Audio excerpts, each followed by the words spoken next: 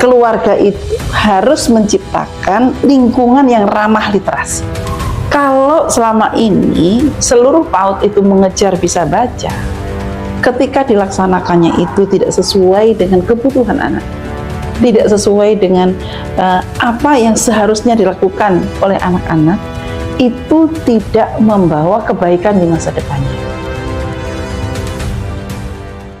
Bismillahirrahmanirrahim. Assalamualaikum warahmatullahi wabarakatuh. Waalaikumsalam warahmatullahi wabarakatuh. Sahabat Suara Hikmah dimanapun Anda berada, alhamdulillah hari ini kita berjumpa kembali, insya Allah dalam tema yang tidak kalah seru ya dengan podcast kita sebelumnya. Hari ini kita mau mengupas apa ini? Tentang growth mindset darurat literasi numerasi. Oke Ustazah, ini luar biasa. Hari ini kita kehadiran tamu dari jauh. Dari jauh, dari mana ini Ustazah? Iya, sebelum saya perkenalkan Ustazah yang ada di samping saya, sahabat semuanya, kita mau membahas tadi ya tentang growth mindset darurat literasi numerasi di negara kita ya. Ini kalau berdasar data nih yang saya dapatkan dari World Population Review, Indonesia berada di peringkat dunia ke-67 dengan tingkat literasi 96% gitu ya. Kemudian di World Atlas, Indonesia pada posisi 105 dari 193 negara. Kemudian dari Detik.com menyebutkan peringkat ke-86 dari 184 negara. Ini adalah angka melek huruf negara kita ya. Dan secara global di Indonesia menempati peringkat ke-100 dari 208 negara. Insya Allah. Kemudian untuk minat baca dari data PISA menempatkan Indonesia pada peringkat ke-70 dari 80 negara. Berikutnya dari UNESCO, 1 dari 1000 orang Indonesia Bunda yang rajin membaca. Iya emang, 1 per 1000. Ya Allah. Kemudian survei Goodstat pada 2025 menunjukkan bahwa hanya 1 dari 5 orang Indonesia yang membaca setiap hari. Ya, sedikit atau banyak? Makanya jadinya kalau orang suka membaca itu jadi anomali. Iya. Dan sahabat semuanya, hari ini karena yang kita bahas tentang literasi, maka yang kita hadirkan adalah pakar literasi kita, Ustadzah Dr. Sumarti M. Thohir MPD. Beliau adalah narasumber literasi Kemendikbud. Dan salah satu produk karya beliau, hasil pemikiran beliau adalah metode berbahasa ya, CPI. Model pengembangan bahasa Indonesia.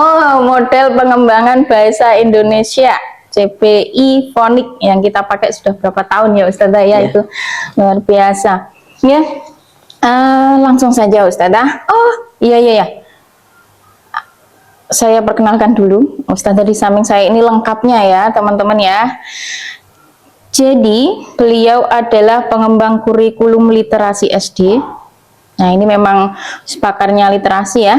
Kemudian penulis modul BIMTEK literasi awal, penulis modul literasi transisi PAUD SD, kemudian penulis modul pelatihan literasi guru PAUD Kemendikbud.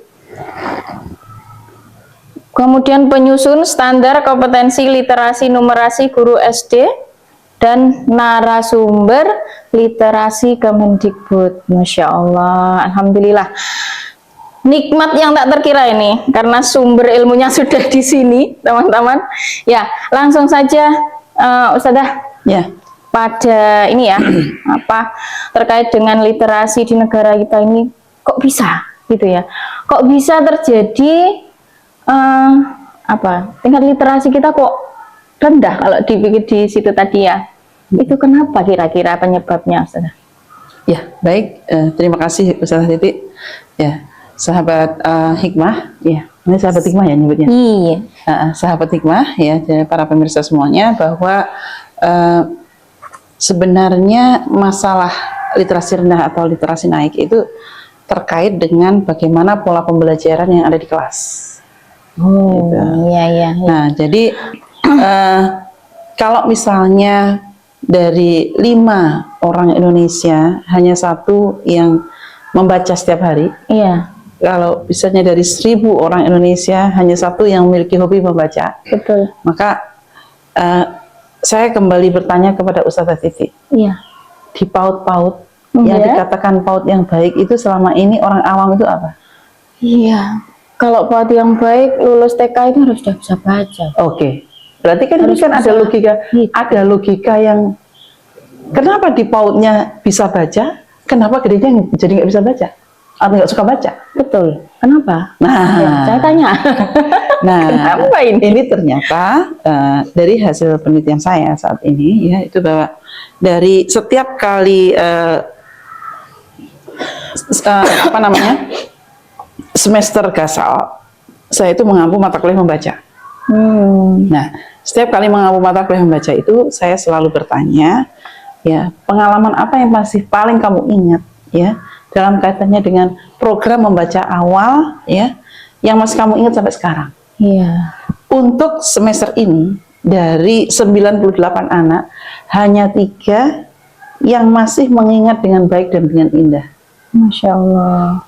Ada sekitar 60 orang itu dia nggak ingat waktu itu apa. Yang lainnya ya di luar itu, jadi kalau 63 ditambah 3 berarti kan 68. Iya. Nah 98 dikurangi 68 berarti kan sekitar 30-an. Ya kan? Nah 30-an anak itu bilang bahwa yang aku ingat adalah saya disuruh nulis banyak. Nah, saya suruh titik, jadi aku capek. Iya, Terus iya. kemudian kalau nggak bisa nggak boleh pulang. Sampai segitunya. Iya, jadi rupanya kalau selama ini seluruh PAUD itu mengejar bisa baca, ketika dilaksanakannya itu tidak sesuai dengan kebutuhan anak, tidak sesuai dengan apa yang seharusnya dilakukan oleh anak-anak, itu tidak membawa kebaikan di masa depannya. Iya, iya. Nah, sehingga untuk literasi, bahkan ini bukan hanya literasi, termasuk numerasi. Ya. Kalau kita tanya, apa yang paling kamu ingat tentang guru matematikamu? Iya. Pasti hal-hal yang tidak menyenangkan gitu. Betul. Saya harus ngitung lantai itu. Nah, Karena nggak bisa perkalian. nah, Sangat ingat. nah, terus kalau nggak begitu, saya harus bawa lidi. Itu masih Ya. mending. Nah, Itu masih mending. Tapi ada juga saya dihukum karena nggak bisa. betul. Nah, Saya ingat sekali di SMP itu Ustazah. Karena kalau matematika sampai salah itu saya harus menulis 400 kali. Nah, persoalannya adalah apakah dengan menulis 400 kali terus kemudian jadi bisa? Ah, itu. Nah, jadi Semakin takut sama matematika. Jadi. betul. Sama ketika anak dia sudah nggak suka baca, suruh baca buku paket. Iya. Nah, sehingga ketika ujian yang tadi PAUD-nya itu sudah bisa baca, gedenya tetap aja nggak bisa membaca soal. Ini bacanya membaca atau memahami, Ustaz? Lah, kan membaca itu proses dari memahami. Membaca itu ada proses decoding dan encoding. Ya. Decoding itu artinya adalah memahami dari teks ke dalam pemahaman. Encoding itu adalah mengungkapkan apa yang ada di kepalanya, dicocokkan dengan teks yang ada. Jadi proses decoding, encoding, dan prosesnya itu namanya membaca. Jadi orang nggak mungkin dia bisa paham kalau proses decoding dan encoding itu error gitu loh. Betul. Jadi gimana dia bisa memahami kalau melihat huruf-huruf itu aja seolah-olah seperti cacing yang menjijikkan gitu loh. Iya, iya. Nah, jadi disinilah pentingnya ternyata dari hasil OCDC juga itu sekolah-sekolah yang literasi dan numerasinya naik itu ternyata sangat erat kaitannya dengan growth mindset guru. Nah, ini kuncinya. Grow mindset. Iya. Terus apa hubungannya ini? sama growth mindset itu sama gurunya sama literasi dan numerasi itu hubungannya Oke. bagaimana? Growth Jalurnya. mindset itu jalurnya adalah satu. Growth mindset itu kan artinya adalah cara mikir yang bertumbuh. Nah, tumbuhnya itu sedikit atau agak gede atau apa, yang penting tumbuh, itu growth. Ya, betul. Nah, sekarang kalau anak nih ya, lagi belajar matematika, ya, dia baru bisa penjumlahan berderet ke samping Ya. atau ke samping kanan. Samping kanan. Dia materinya itu harusnya sudah apa namanya, penjumlahan yang susun ke bawah. Itu. Nah, kalau misalnya dia sudah mencoba berkali-kali terus dia nggak bisa, terus gurunya bilang, aduh kamu tuh goblok banget sih, kira-kira Iya. mau nyoba lagi nggak? Mau Ustazah. Nah, Kalau nggak itu dibandingkan sama teman saya.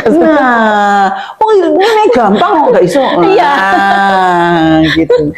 Nah, Iya, jadi guru-guru yang growth mindset itu adalah melihat bahwa setiap anak itu ada pertumbuhan. Nah, kalau Ustazah Titi ketika belajar membaca itu gurunya growth mindset, oh ya sekarang aku baru tahu tokohnya satu, besok baru tahu latar, besok lusa baru tahu, oh ternyata selain tokoh sama latar tuh ada toh yang namanya plot misalnya. Nah, jadi untuk memahami 3 unsur cerita itu dia harus mencicil satu, gitu kan. Nah, tapi kalau misalnya guru, yang penting hari ini aku bisa mengerjakan membaca, 3-tiganya harus muncul. Nah, guru yang fixed mindset itu standarnya itu ada pada guru itu sendiri. Betul. Misalnya, yang penting CP ku selesai. Terserah anak mau paham atau enggak, ada kaitannya dengan hidup atau enggak. Iya, Itu. iya. Nah, sedangkan kalau Buti tahu itu ya, di tes-tes apa namanya PISA, OECD dan lain-lainnya, itu yang lebih banyak adalah konteks. Konteks itu artinya apa? Baik literasi maupun numerasi, mana yang banyak digunakan untuk kehidupan. Itu yang akan mempengaruhi dia untuk menjawab soal-soal itu. Jadi bukan drilling soal, Iya, betul. karena soalnya bisa berubah-ubah. Gitu. Iya. Ini terkait dengan growth mindset itu gimana sih caranya guru untuk mengubah mungkin ya mindsetnya anak-anak itu, kan ini sudah terlanjur ini ceritanya ya dan apa yang harus dilakukan guru ini untuk Oke, baik. Di dalam kaidah usul itu adalah mufradat, bukan kaidah usul. Mufradat itu adalah janganlah kamu mengajari sesuatu kalau kamu tidak punya sesuatu. Gitu. kuncinya ini ternyata. Nah, jadi gimana mau mengajarkan growth mindset kalau gurunya nggak growth mindset? Nah, ini PR Gitu. kita. Iya. Nah, sebenarnya untuk mencapai growth mindset itu ada 4 unsur yang harus diperhatikan. Pertama, behavior atau perilaku. Perilaku apa yang positif itu yang harus dikembangkan oleh individu tersebut, baik oleh guru, siswa, anak-anak, atau bagaimana kita menstimulasi behavior yang baik itu. Ya, nah, setelah behavior itu habit. Jadi harus ada habit yang mendukung dari behavior yang baik itu. Ya. Nah, setelah habit itu masuk ke karakter. Karakter itu adalah habit ya dan behavior ya yang sudah terakumulasi dan dia akan muncul gitu ya saat diperlukan. Ya. Nah, itu yang disebut karakter. Sehingga orang itu sebenarnya adalah karakter A, karakter B, karakter C. Itu kita harus merunut di pola pengasuhannya. Gitu. PR-nya jadi panjang ya, Bu? Panjang. Harus butuh pundak-pundak yang kuat ini kayaknya. Nah, terakhir baru apa namanya yang ketiganya yang paling atas itu attitude. Iya. Nah, jadi pada kesopanan attitude kita itu sangat berpengaruh dari literasi dan numerasi kita. Berarti kalau attitude-nya kurang bagus itu, ini kesimpulan saya. Iya nggak apa-apa. Berarti literasinya kurang begitu ya? Bisa jadi salah satunya. Bisa jadi salah satunya. Nah, teman-teman, Masya Allah. Oke, kalau kan mungkin kita juga kurang tahu ya, maksudnya apa sih yang akan dilakukan oleh pemerintah untuk ini merubah mindset guru kita yang se-Indonesia itu kan yang nggak sedikit begitu Mas. Oke, baik. Di pembelajaran mendalam, pendekatan kurikulum yang nasional sekarang ini, memang sudah tercantum bahwa yang bisa melakukan pembelajaran mendalam adalah guru-guru yang growth mindset. Nah, untuk menuju growth mindset tersebut, itu diperlukan dasar-dasar literasi dan numerasi pada gurunya.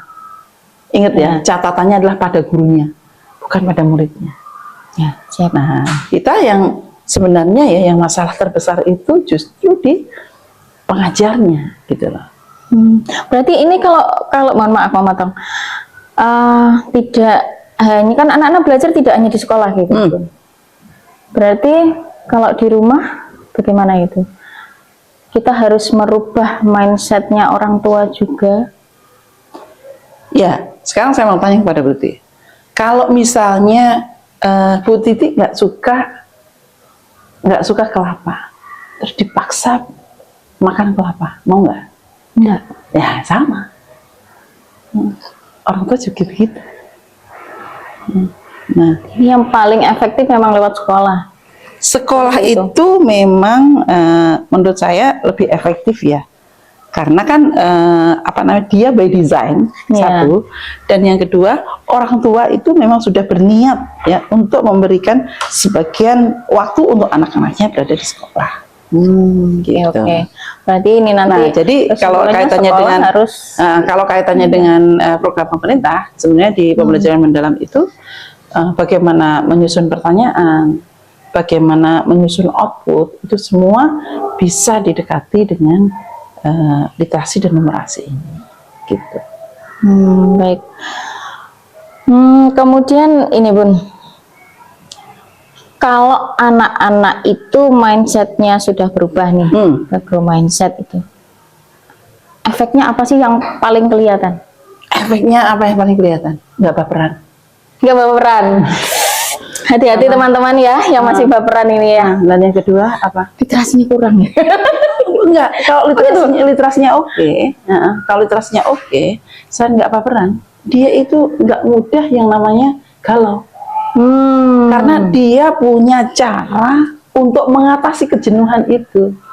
Jadi membaca itu sebenarnya itu salah satu rekreasi ruhiyah untuk anak-anak itu saat dalam kondisi yang sangat menjenuhkan.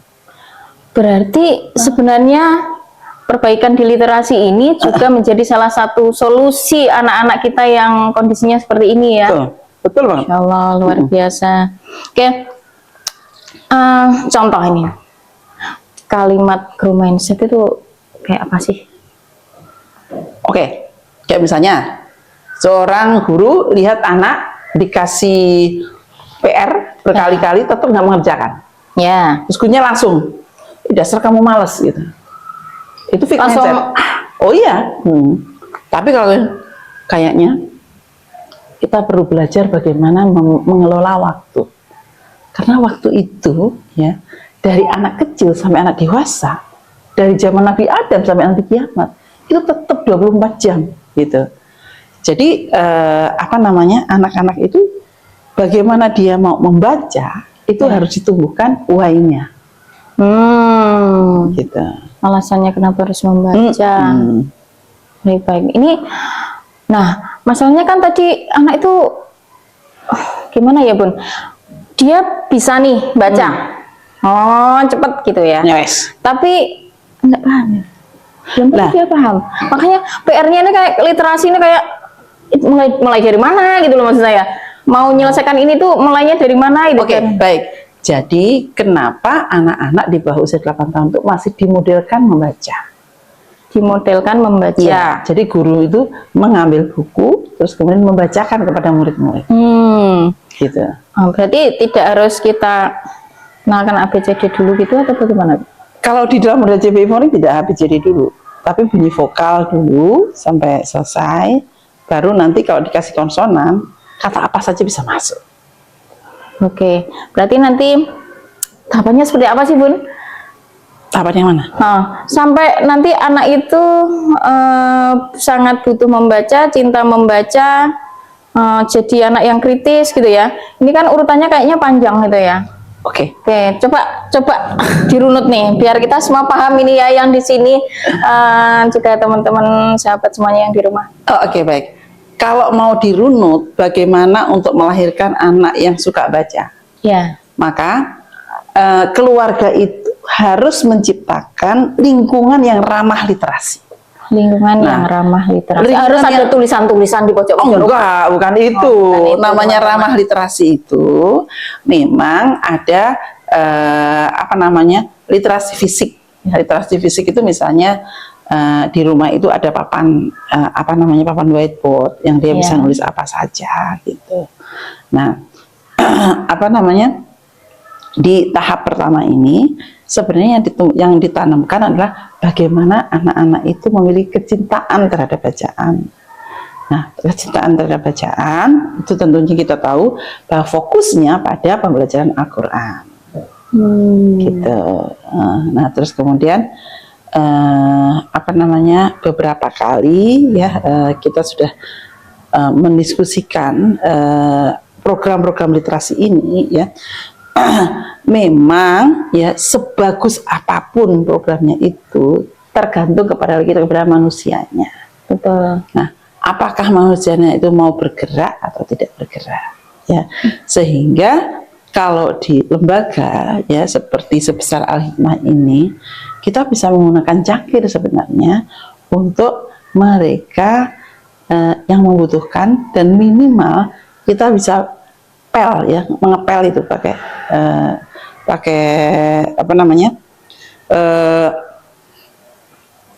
bagaimana kita bisa kegiatan keseharian ya itu dipakai sebagai alat untuk tadi kan mengepel. Nah, ketika anak ada kata mengepel, tapi dia sendiri tidak pernah bagaimana mengepel itu prosesnya.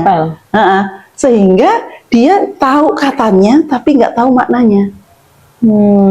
Tapi kalau katanya mengepel, gini loh mengepel itu, sehingga ada memorinya. Di memori masalnya itu kalau ada kata mengepel berarti ada lap, berarti ada itu ceritanya. Nah, apa dampaknya kalau anak hanya dikasih teks tanpa ada praktek? Nah, yang ada adalah nanti ketika anak membaca soal dia tidak mampu mengimajinasikan. Itu. Dan itu yang mungkin banyak dialami zamannya kita ketika mengalami soal ujian apapun namanya. Esai. Nah, iya. Ya, sekarang ada AI. Iya, kalau sekarang ada. Kalau dulu nggak ada. Jadi itu jadi momok. Masya Allah. Justru sekarang soal esai itu lagi dicari sama mahasiswa saya. Karena tinggal tolong buatkan jawaban. Selesai. Sekarang harus pinter bikin soal. Iya. Makanya saya sekarang kalau namanya mau ujian, saya nggak mau yang ditulis maupun pakai ketikan, lisan. Lisan, teman-teman. Iya. Karena kalau lisan gimana dia? Yang ditanya bukan AI lagi, otakmu gitu. Iya. Siap-siap ini kalau ujian sama Ustazah Marti ya. Siapa yang mau jadi mahasiswanya Ustazah Marti? Bener-bener harus belajar ini, karena keluarnya harus dari otak. Jadi, tapi kita sebagai dosen itu lebih mudah ngasih nilainya. Kan nggak lama-lama, kebayang nggak Ustazah Titi? Kalau misalnya mahasiswaku 100, itu kan berarti satu tumpuk begini, harus dibaca satu-satu. Betul. Bukan di Dylan itu. Berarti lesan itu nanti bisa untuk semua usia. Apa tuh? Kalau ujiannya pakai lesan itu untuk semua usia. Mudah ya. Sama prakteknya. Kalau prakteknya itu kita bisa melihat bagaimana kesehariannya. Jadi, nah di pembelajaran mendalam ini kan ada yang namanya evaluasi proses. Ya, betul. Nah, evaluasi proses inilah sebenarnya kita bisa melihat kepemahaman ya dalam satu konteks pembelajaran. Terkait dengan darurat literasi ini, kira-kira kan ini lagi apa ya Bu, digalakkan kayaknya gitu ya. Nah, itu kira-kira ini prosesnya ini sampai berapa tahun itu targetnya? Sebenarnya kita bisa mempercepat. Bisa mempercepat? Bisa, asalkan satu, Pemda tidak lebih banyak selebrasi. Ada hari literasi berapa juta, berapa ratus juta itu duitnya. Kenapa itu nggak dipakai untuk melatih guru sampai dia itu bisa baca dan suka baca? Iya, iya betul. Iya, yang ada Karena lomba. harus gurunya ini, kuncinya itu gurunya, dan semua Iya. dari kelas paling bawah sampai atas itu. Growth mindset itu kan ada 3 set. Ada Iya. mind, ya kan? Iya. Ada skill, Betul. ada tools. Mind itu cara pandang. Nah, kalau cara pandang literasi ini hanya fokus pada yang penting bisa baca atau yang penting gebiarnya, gitu kan? Iya. Terus kemudian guru asalkan sudah bisa menulis buku iya. dan menerbitkan itu literasinya bagus. Emang iya? Iya, betul. Miskonsepsi itu mind. Iya. Terus kemudian skillnya itu knowledge sama experience. Jadi pengetahuan guru tentang literasi itu apa? Pasti literasi itu kaitannya juga pasti dengan ada bahasa, ada tata bahasa di sana. Ada bagaimana menyusun paragraf, bagaimana kesantunan berbahasa, logika bahasa, itu semua knowledge. Nah, digunakan nggak itu dalam keseharian? Pada saat menulis, pada saat menyusun modul pembelajaran, gitu. Nah, yang terakhir toolsetnya. Kalau toolset itu cara bagaimana mengerjakannya atau bagaimana mendelivernya di kelas. Ya memang PR paling utama ini memang mengubah mindsetnya. Iya. Kalau mindsetnya semuanya sudah seperti itu, gitu aja ya. Itu memang PR semuanya. Nah, jadi yang kabar yang tidak menyenangkannya, guru itu lebih heboh dengan metode, bukan esensinya. Nah, iya. Makanya jualannya metode. Kalau metode itu kan tools ya. Betul, iya. Bukan ilmunya. Iya, kita sibuk dengan metode-metodenya. Iya. Gitu. Nah, laki-laki itu mindset lagi yang baliknya ke sana. Kalau itu nggak selesai, apa nggak begitu ya? Iya, ya, makanya yang pertama itu sebenarnya adalah yang growth itu adalah kitanya. Kalau Bu Titi sebagai di lembaga di yayasan, ya bagaimana yayasan yang growth mindset? Iya. Jadi melihat itu bukan hanya gini, yang penting masih banyak muridnya, gitu. Emang betul hanya banyak muridnya, gitu. Bagaimana kualitasnya? Nah, ya, subhanallah. Semakin ke sini semakin banyak yang harus kita lakukan. iya. Iya. Kan kalau harus growth mindset. Iya. Harus banyak berbuat ini, berarti Iya. ya. Iya. Jadi jangan sampai kita cuma jadi penonton, teman-teman semuanya ya. Ternyata banyak yang harus kita lakukan untuk mengubah mindset diri kita ini minimal ya, diri kita, kemudian bagi guru-guru kita, dan nanti ke anak-anak kita. Iya. Luar biasa kita bayangkan kalau benar-benar itu tercapai gitu, ya Allah. Kayak apa Indonesia ini jadi 5 besar dunia, betul kayak gini. Iya, jadi intinya itu begini Bu Titi, lakukan saja. Ya. Jadi practice make perfect. Lakukan Practice saja make perfect. Iya. Quote hari ini. Diulangi Bun.